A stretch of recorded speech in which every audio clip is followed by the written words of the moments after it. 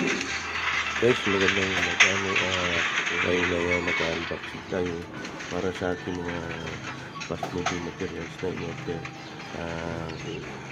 Gaya ng mga langis para sa damage,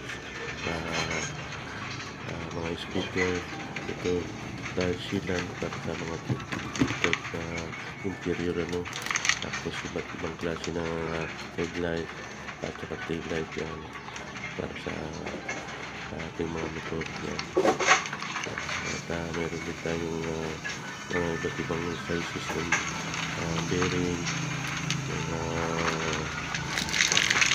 staple na sa materials at saka XRM, brake shoe, assorted brake shoe para sa mga permits at XRM din guys. Then yan guys yung langis para sa mga speaker. Assorted din na mga bearings para sa ating gulungan na ginagamit sa so yan guys, dumating sa atin.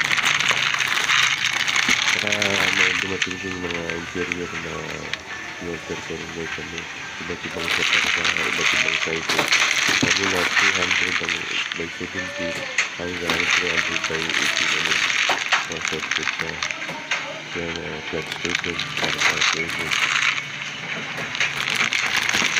So yun lang guys, maraming salamat ulit sa inyo panilig sa mga video.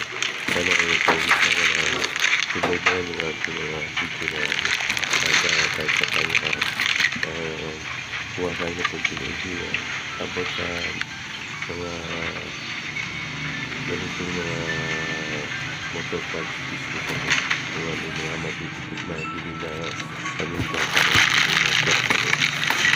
so guys, yun lang ulit maraming salamat ulit sa inyo.